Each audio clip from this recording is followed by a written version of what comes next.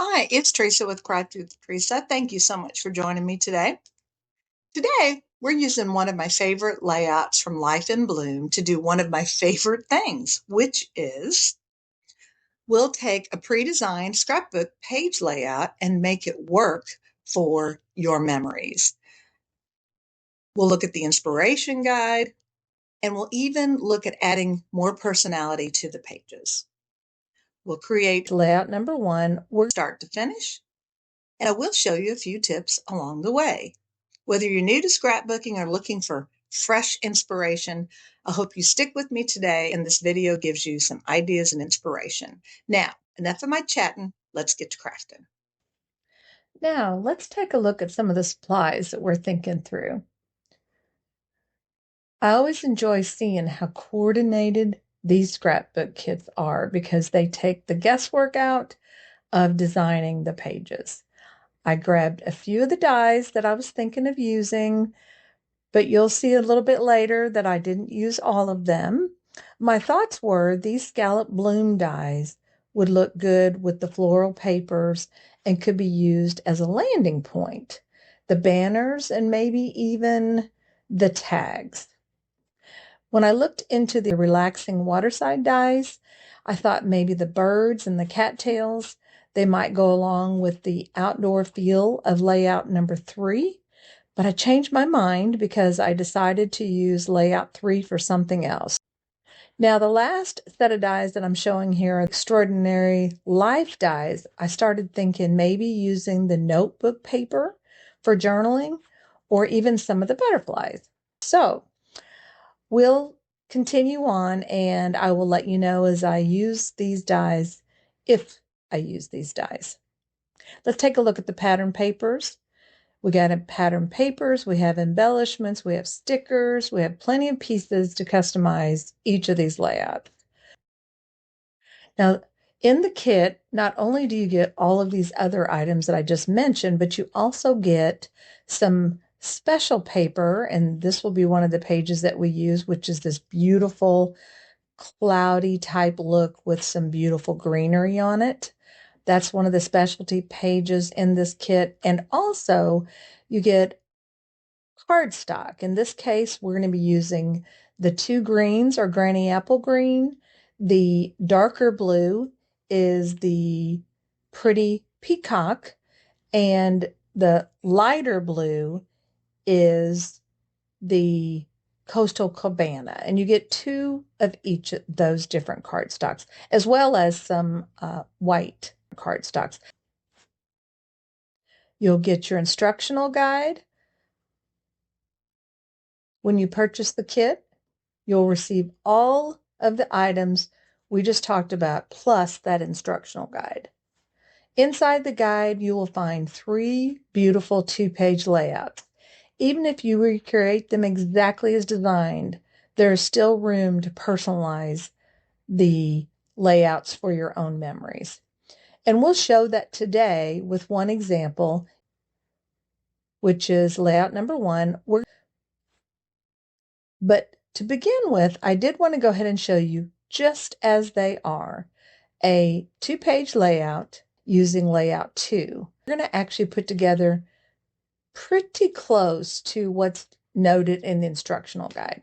The problem that I have, just so you know, is I tend to have my workshops just a little bit before I put these together, these videos together, and sometimes I've already used the sentiments and titles and little strips for other things. So this is really close, but we have layout 1, left side of the 2-page layout. And I love this lattice. I will say it was not fun punching them out, but once I got on a roll and I kind of just sat there and used it as an opportunity to watch TV and just punch and not pay attention. It was actually kind of relaxing. So then we'll put this together. It's a 2-page layout with some journaling and just, again, using the titles that come with the kit and some of the die cuts. Now, the right page is very similar. Again, pulling the lattice in, so now you're pulling your 2 pages together so that you can use it as a 2-page layout if you want to. You have two 4x6 photos. I do, by the way, have ideas of what photos I'm going to be using here. However, they were not ready when I was putting this video together. So I'll add those later and maybe we can show that in an upcoming showcase. So now all we're doing is we're adding the stickers. You'll see here that the stickers are not stuck down because I want to add those in once I get those photos. But I do place them here with removable tape. I've got all of the stickers ready to go, all of the little smaller titles, the larger title, and this page is ready to go, just waiting on those photos. Now let's start building the next layout. Let me kind of walk you through the plan here. Here's where we take that pre-designed scrapbook page layout and make it match our memories. For the first one-page layout, I've already assembled the one page, but here is one of my tips for working with pre-designed layouts.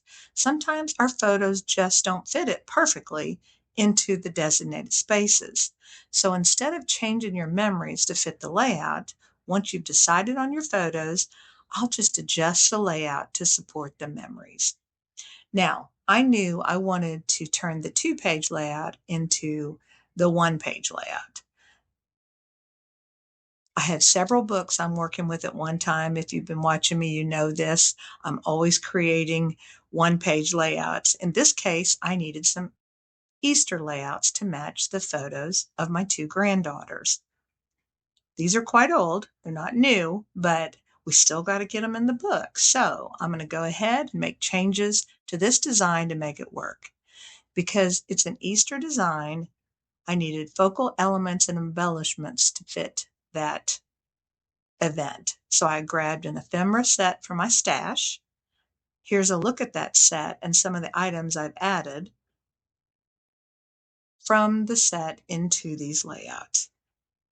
I grabbed some of the titles in the ephemera pack, for example, Time Together.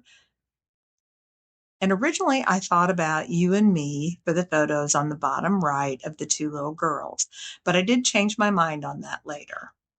Now, easy peasy, as my grandkids say, here you have it, very little rework. I've taken the original design, made just a few additional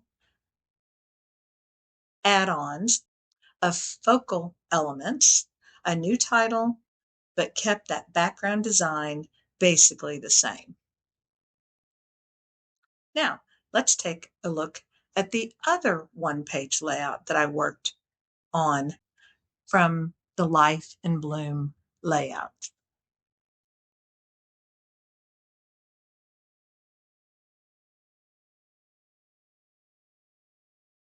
I love these beautiful green colors in this layout. I love the die cuts, everything about it.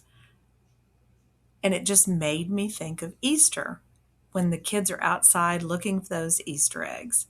Well, in this case, for my granddaughters, we're actually just looking at some still shots of them.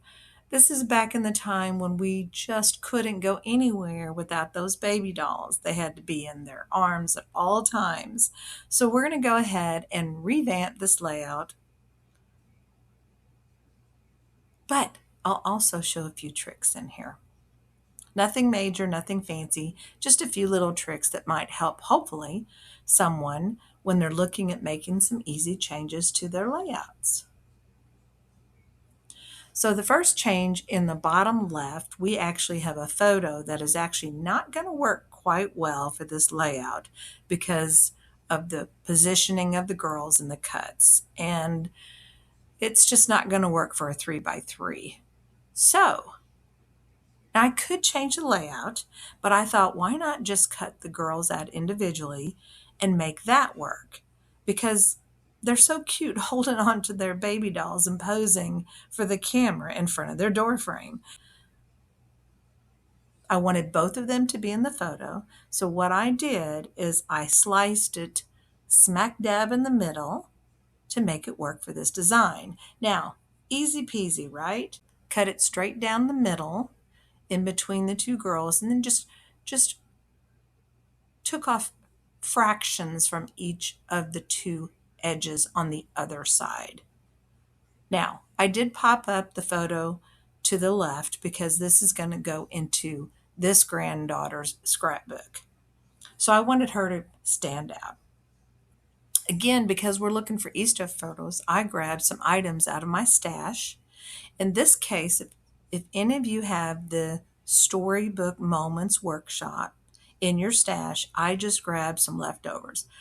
I believe I made those layouts and cards last year, and I can link those for you. I didn't have much left, but what I did have was some scrapbook paper that had bunny rabbits on them, and they had hints of the color I'm looking for, the red pinkish color to bring out my granddaughter's shirt. Now she also has blue, green, and those colors I'm bringing out as well in the story here in the title. Then last but not least, I once again grabbed the titles from the ephemera kit and I made some modifications to the titles.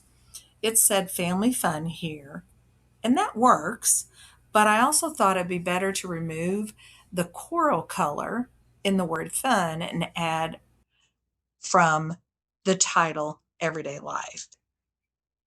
There was a hint of the coral color on the bottom of the L, but no worries. Here's what I did to make it work.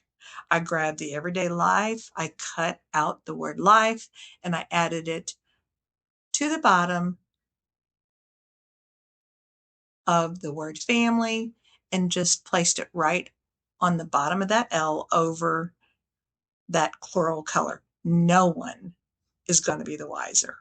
Now for the last and easiest trick, now I had dies, and some of you probably have done this, but I just decided for this video to make a few banners to the opening in that bottom middle. I had already done the lines that I did using an older stamp set,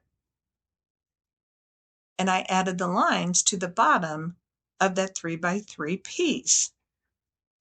I had originally thought to put Some Bunny Special right there on top, so I put those lines on the bottom. Well, I changed my mind, and I decided I wanted the words Some Bunny Special to be right there by my granddaughter. So that left a bigger than I wanted white opening. So I decided let's just add more colors onto that white and create a little balance of colors there. So I decided let's add some banners under the Some Bunny Special on the top of that white. So for those that do not have dies, here's a little tip for you. And some of you probably already know this, but if you don't, I just cut some 1x1 squares, maybe 1x1 1/4. I just kind of make this up as I go as I'm working through this. And I made my own banners. I cut squares out, and then diagonally, I cut them again, which makes basically a triangle, right? And then I trimmed the small notch at the top and center of the edges. So I basically just made a small little curve from one edge to the edge. I hope that makes sense. So instantly you now have a banner embellishment that adds visual interest, and it helps fill those empty spaces. It's such a simple technique, but it makes layouts feel much more customized. Now we'll go ahead and add the banner. Now the back side of that scrap green paper I'm using here was a little pinkish gingham design. So I flipped it over and thought that would work perfectly to kind of bring a little bit of that pink out of my granddaughter's shirt. Now I'll try to tweak those banners, line them up a little bit, and of course, then we'll add them onto the top of that journaling note.